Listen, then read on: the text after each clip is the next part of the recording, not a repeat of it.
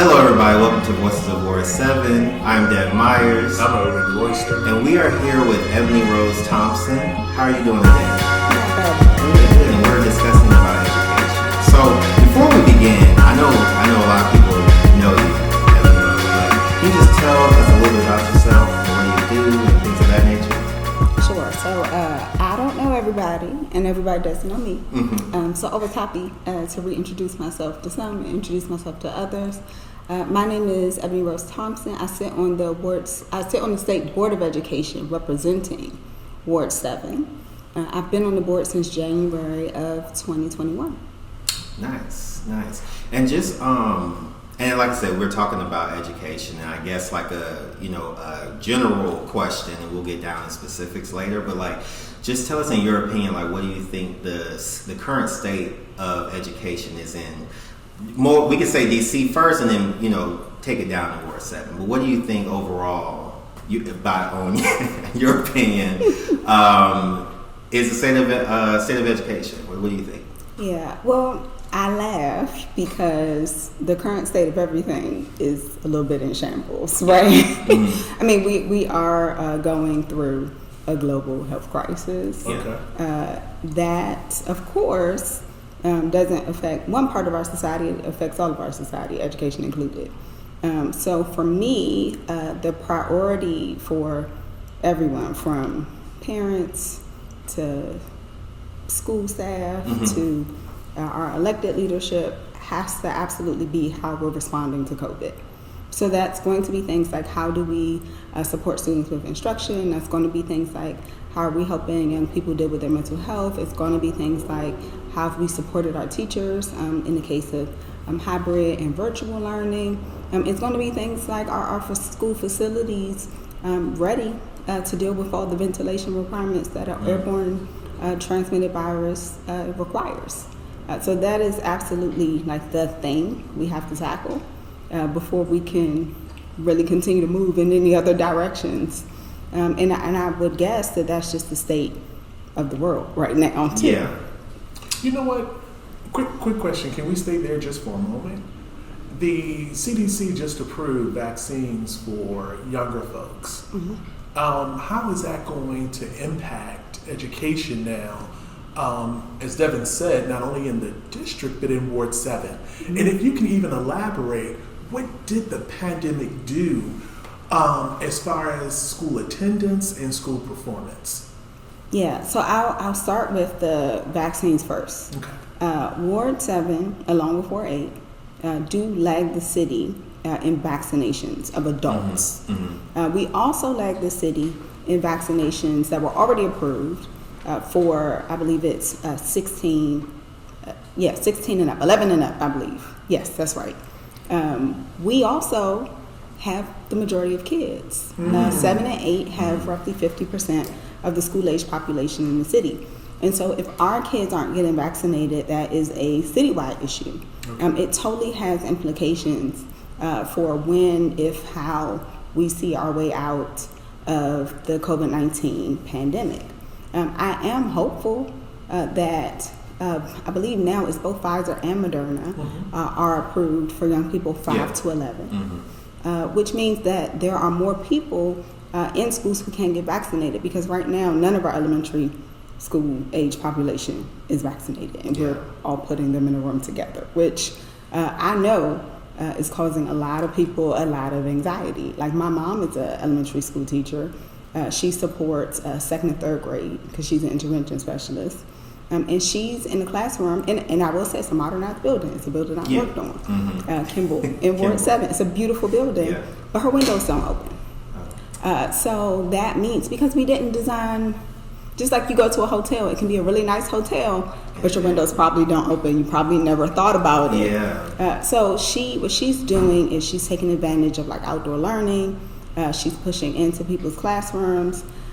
She is thinking about like, how is it that makes sense for me to meet with kids in small groups while both keeping herself and her students safe? Because what her job is to be that extra person that meets kids like one-on-one. She's small group instruction, she's interventions, she's an academic specialist.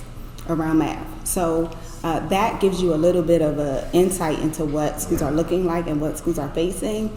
I am hopeful that since it's a little bit later in the game, maybe people will have had opportunities to ask the questions they need to ask to make the decision to get vaccinated. I do think that as a community, that is going to be a huge lift for us. Yeah. I know for a lot of people it's not the same as getting their school shots. Yeah. They're thinking about this a lot differently. Mm-hmm. I also know a lot of kids haven't had their school shots, which is just a health disparity across the board. And when you look at access and how people are able to move around during the pandemic, and then the lack of resources people have, that's a huge issue. So I'm hopeful because it does mean more people can get vaccinated. Yeah. But I also cannot ignore the fact that we have lagged in 7 around just getting our people vaccinated in general. So when you're talking to school leaders or teachers or just anybody in the education space, is there any efforts like strategies or plans to address just making sure that kids and families are aware about the COVID vaccination and how it can improve public health, their health?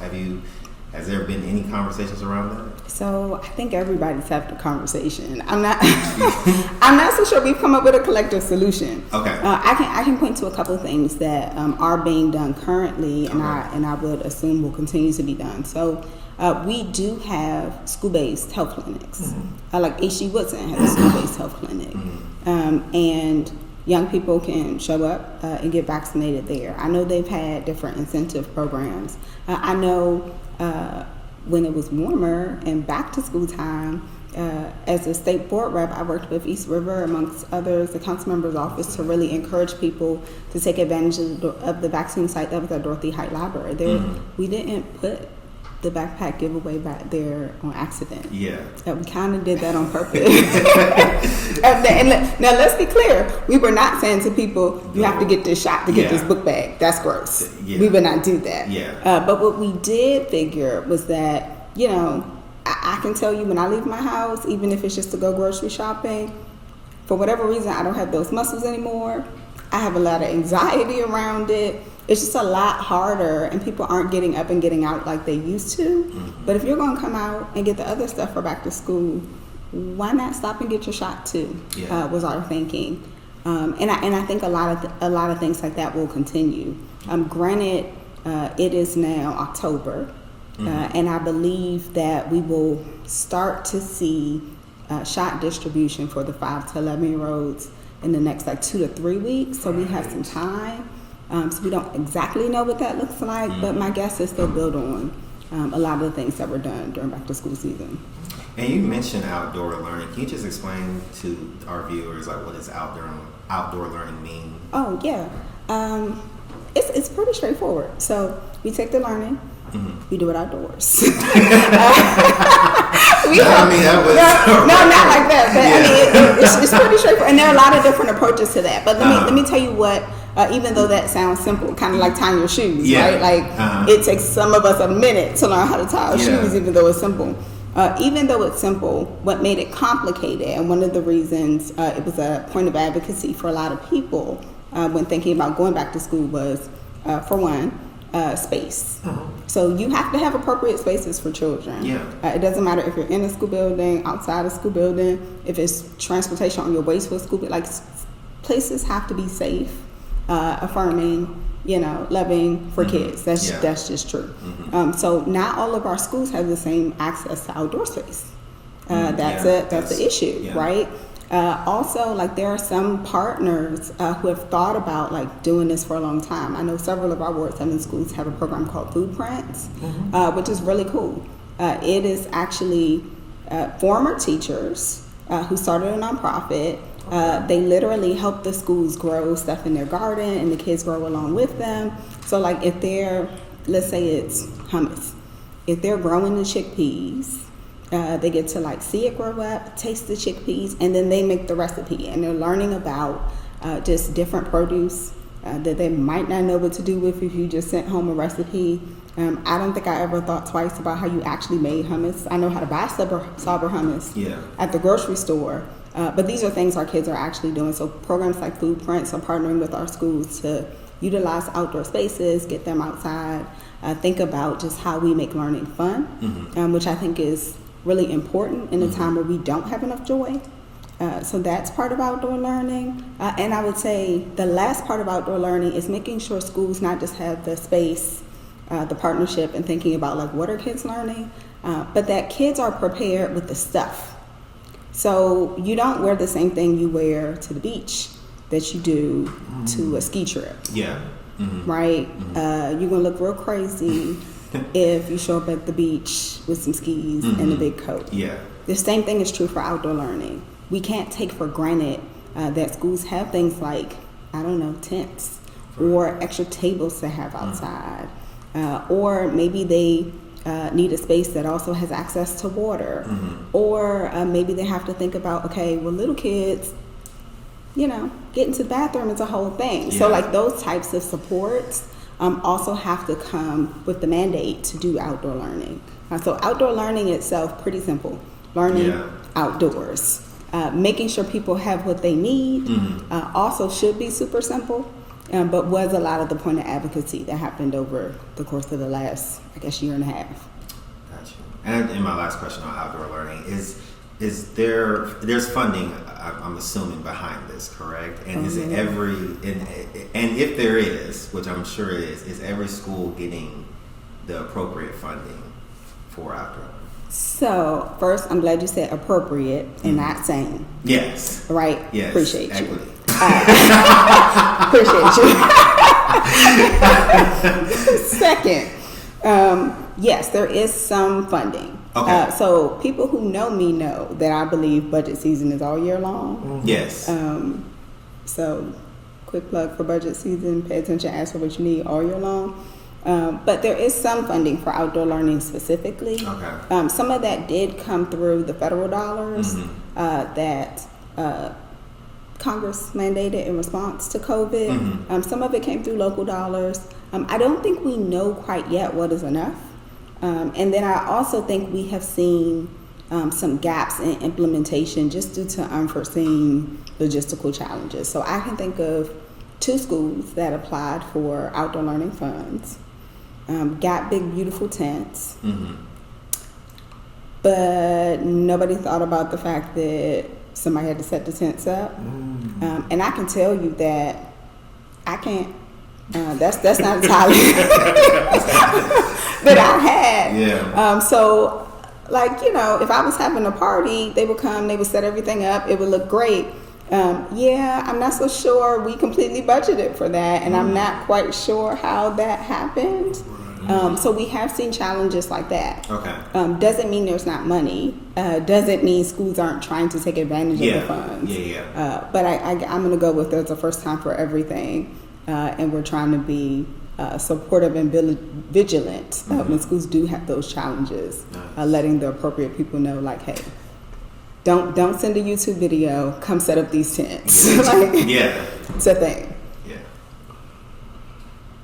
This is great. Yeah. So talk to us a little bit about performance. We talked about COVID, we talked about outdoor learning. What about the performance of Ward 7 youth in particular? Yeah, I mean, I think there's a lot we don't know yet about how young people are doing. And I've heard, and here's why I say that, I've heard mixed things.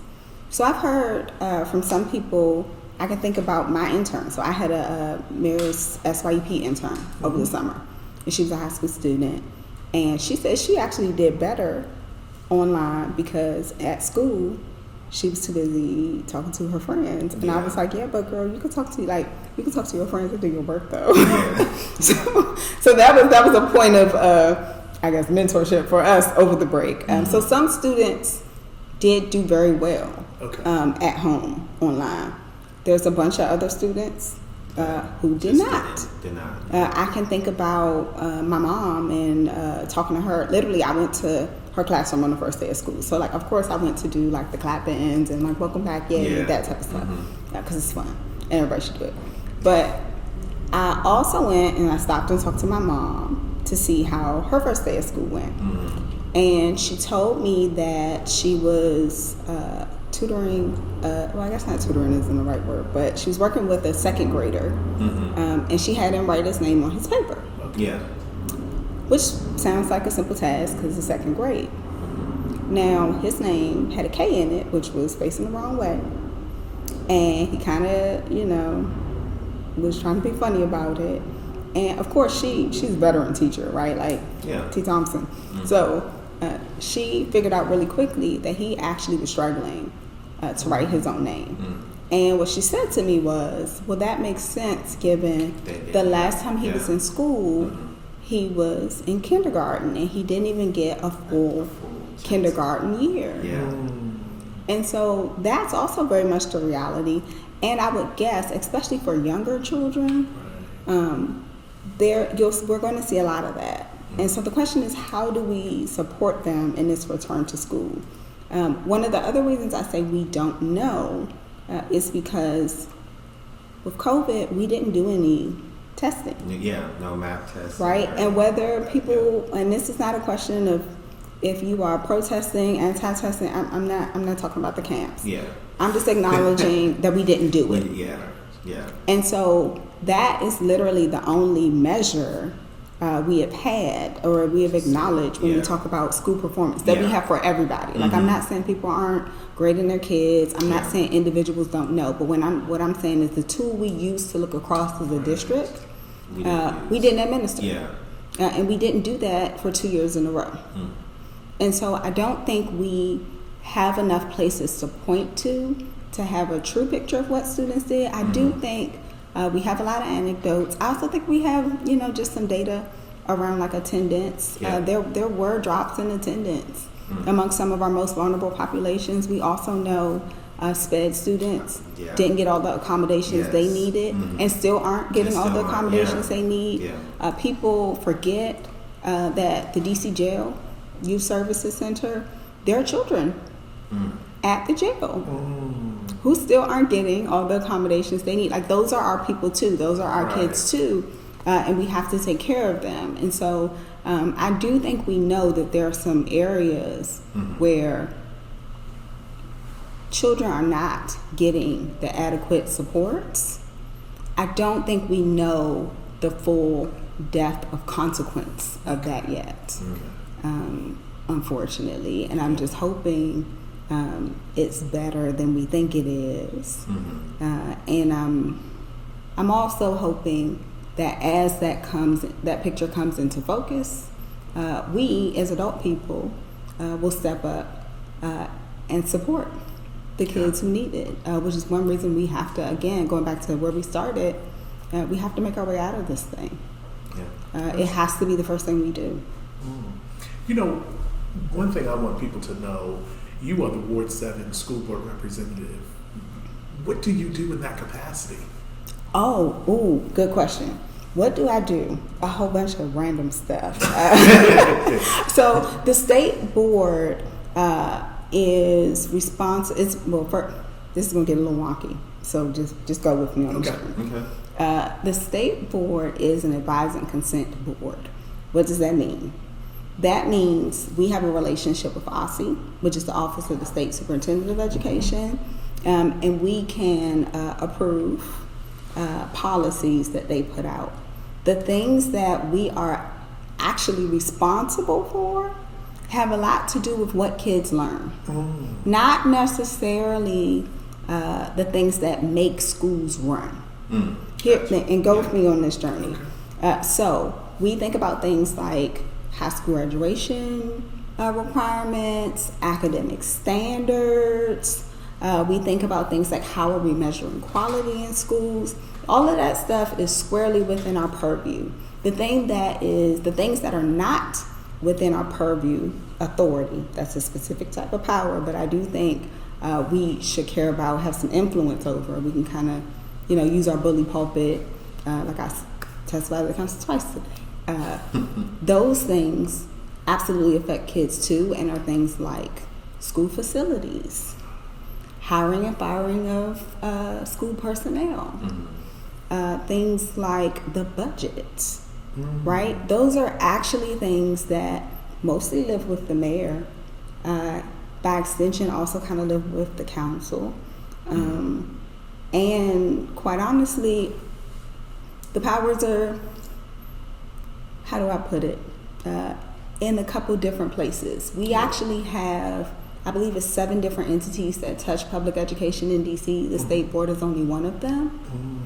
And so even when I think about, like, there was a lot of conversation around reopening and our building's going to be ready, right? Like you saw tweets around HVAC, you saw pictures, you saw all the different things. That is not something that the state board is responsible for. Is it something that, as a responsible state board of education representative, I care about? Absolutely. In real life, when you think about facilities, that is, if it's a DCPS school, DCPS. If it's not, then it's whatever individual charter that is. If it's a DCPS school, DGS, which is the Department of General Services, they also support things like libraries and recreation centers. All of the public buildings are in their purview, so they do the maintenance. They also do the contracts when we modernize schools. If it's a matter of the money for facilities, that lives with the mayor and the council. So I just named, like 5, maybe 6 different offices that all touch one piece of a child's experience when they enter school. That is exceptionally complicated, and it's honestly unfair for communities to navigate, but it is our current reality. And so, as we wrap up, how can parents, people who don't even have children, like, how can we work as a community to improve, our current state and more settling in terms of education? Oh, so you saved the best one for last. I see what we're doing here. So, as people who don't have children, that's me. And that's me. You can still totally support schools in a bunch of different ways. So, whether that's, I'll say that before I was the state board rep, I was the chair of the education council. I'm good for showing up at council hearing. I'm good for harassing folks about what schools need, and schools need more of that.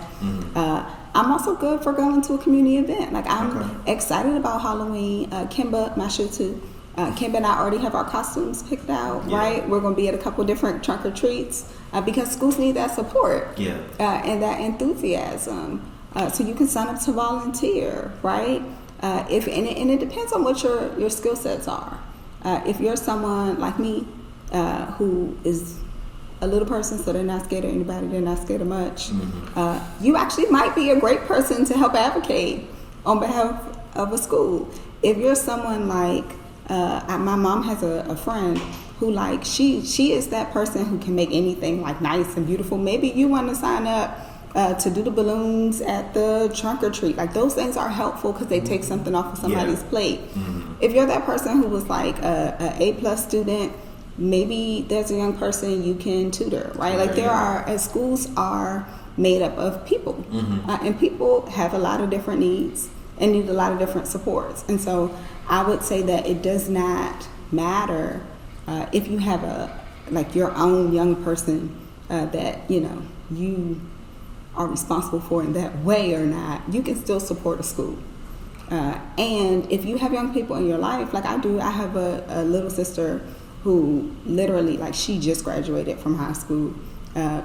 We took the turns on making sure she got to school. Things like that are super helpful to parents, right? So I think of it like, look for solutions that solve a problem. And if you can identify solutions that solve a problem, and you're the right person with either the skills or the time or the money to put it forth, then put it forth. It's actually that simple. That's good.